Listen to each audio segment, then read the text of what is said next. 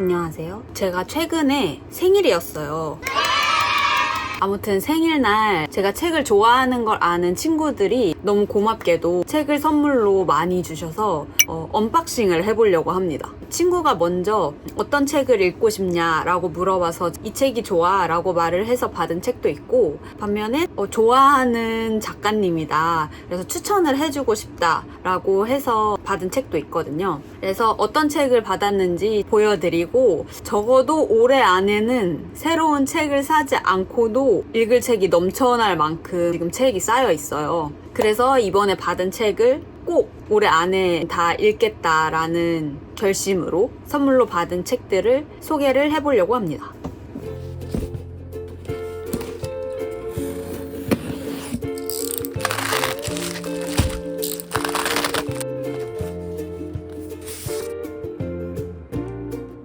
친구가 추천해주고 싶은 책이다, 추천해주고 싶은 작가님이다 라고 해서 선물을 받은 책입니다. 첫 번째, 민경희 작가님의 난 너의 모든 것을 담고 싶은 사람. 두 번째는 안리타 작가님의 우리가 우리이기 이전에. 두 권을 선물로 받았고요. 일단 민경희 작가님 책을 보니까 중간중간에 굉장히 귀여운 그림이 들어가 있더라고요. 이 글이랑 그림을 둘 다 작가님께서 쓰고 그리셨대요. 그 책 소개를 찾아보니까 위안을 주는 에세이라고 적혀 있더라고요. 어느새 나에게서 진득하게 나고 있는 외로움의 냄새를 사랑하는 사람에게. 그러니까 약간 위로의 메시지를 담은 에세이 같습니다. 이런 책은 또 한 번에 집중해서 읽는 것보다는 저는 틈틈이 시간이 날 때 조금씩 들춰보는 걸 좋아하거든요. 그래서 읽기 쉬운 짧은 글들로 묶음이 되어 있지만 사실상 읽는 데는 굉장히 오래 걸리는, 저에게 있어서는 그런 종류의 책인데, 그래서 이번에 휴가철에 들고 가면 되게 좋을 것 같아요. 그래서 이동하면서도 읽고 또 생각이 날 때 들춰보고 마음이 조급하고 바쁠 때 그 틈 사이에 읽어주면 위로가 될 수 있겠다라고 생각을 해서 다른 책들과 조금씩 같이 읽어보려고 합니다. 그 다음 안리타 작가님의 우리가 우리이기 이전에 라는 책인데요. 이거는 내용을 보니까 시 정도로 짧은 산문을 엮어놨더라고요. 그래서 저는 처음에는 시집인가 했는데 찾아보니까 에세이래요. 그러니까 소개글에 공부보다도 삶을 가르쳐주는 마음학교가 있었다면 얼마나 좋을까요? 그래서 상처를 극복하는 방법, 실패를 딛고 일어서는 방법, 상실을 견디는 방법 등등을 알려준다고 합니다. 그래서 마음이 따뜻해지는 책 두 권을 이제 한 친구에게 선물을 받아서 이것도 틈날 때마다 읽어보면서 힘들 때 마음의 위로가 되는 길잡이로 삼아 보겠습니다.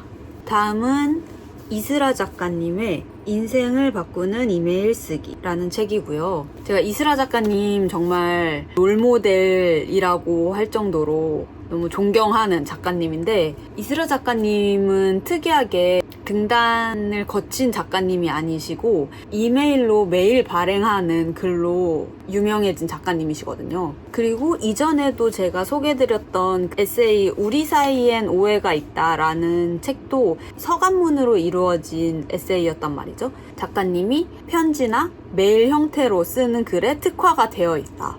그래서 저도 그런 능력을 배우고 싶어서 요거는 제가 친구에게 부탁을 해서 받게 된 책입니다. 정말 기대가 돼요. 이메일로 어떻게 일을 하는지, 그리고 이메일을 어떻게 쓰는지에 대한 내용이 나와 있고, 이걸 보면 저도 왠지 이메일 쓰기에 달인이 될 것만 같은 그런 느낌이 들어서 이슬아 작가님 특유의 그 센스가 어떻게 발휘가 되는지 정말 기대가 되는 책입니다. 다음은 세스지 작가의 긴키지방의 어느 장소에 대하여 라는 책입니다. 먼저 이 책이 그렇게 무섭고 재미가 나다는 거예요. 근데 제가 또 오컬트, 호러 이런 거 환장을 하지 않겠습니까? 친구가 먼저 읽어봤는데 너무 무서워서 잠을 이룰 수 없을 정도다 라고 한 후기가 생각나서 그러면 나도 이거 읽고 싶다. 얼마나 무서운지 한번 보자. 여름에는 아무래도 으스스하고 공포스러운 남양 특집을 보는 맛이 있으니까 이거는 꼭 내가 여름이 가기 전에 읽어봐야겠다 싶어서 친구에게 부탁을 했고요. 어떤 내용인지 아직 아예 몰라요. 아예 모르는데 이런 거는 미리 알고 보면 재미가 없으니까 제가 지금 읽고 있는 책을 다 읽으면 이 책을 먼저 시작할 예정입니다. 다음은 김기태 작가님의 두 사람의 인터내셔널이라는 소설이고요. SNS에서 입소문을 타서 굉장히 유명해졌대요. 그럼 또 너무 궁금하잖아요. 그래서 신인 작가님인데 젊은 작가상, 신동엽 문학상, 동인문학상 수상도 많이 하시고 이 리얼리즘을 잘 나타낸 소설이다라는 평이 있어서 단편집이니까 좀 가볍게 재밌게 읽을 수 있지 않을까 싶어서 친구한테 요거 부탁을 했고요. 다음은 이노우에 마기 작가님의 긴나미 상점가의 사건 노트라는 추리소설입니다. 이게 특이한 게 이렇게 두 권이 세트인데 이게 1, 2편이 아니라 이게 자매편, 이게 형제편이에요. 그래서 하나의 사건을 두고 두 개의 추리를 번갈아서 볼 수 있는 그런 소설인데 저는 평소에도 병렬 독서를 하는 편이거든요. 이게 그냥 집중력이 약해요. 그래서 하나의 책을 꾸준히 오래 보는 걸 못해서 병렬 독서를 하는데 그런 나에게는 딱이다. 이보다 더 적합할 수가 없다. 그러니까 이게 뒤에 보면 써 있는데 어떤 수수께끼의 사건을 세 자매와 네 형제가 각각 다른 시선에서 추리를 하는 거래요. 그래서 사건 1. 운전 중 하필이면 먹고 있던 닭꼬치가 목에 꽂혀 즉사한 운전자. 이걸 자매들이 추리를 하고 형제들이 또 따로 추리를 해보는 거죠. 그래서 혹시 병렬 독서를 즐기시는 분이라면 한 챕터씩 번갈아서 읽으면 너무 재밌을 것 같아서 같이 읽어보면 어떨까 소개를 드리고요. 어느 쪽을 먼저 시작을 해야 되나 고민이 들 수 있잖아요. 근데 이 앞에 띠지에 보면 당신은 어느 이야기를 먼저 읽겠습니까? 라고 써있고 상황을 주는 거예요. 오후 3시가 되면 커피를 마신다. 그러면 자매편. 홍차를 마신다. 하면 형제편. 비가 올 때 뛰어간다. 하면 자매편.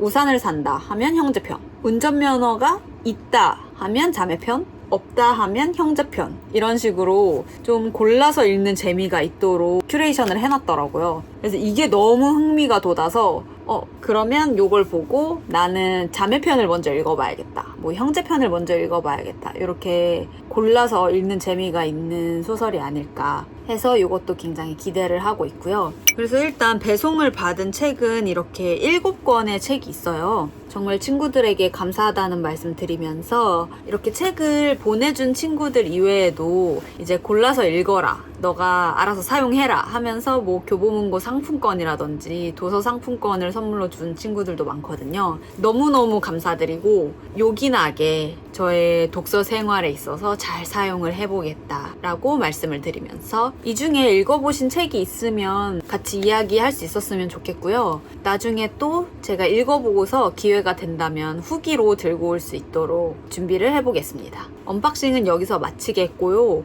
봐주셔서 감사하고 선물해주셔서 감사합니다.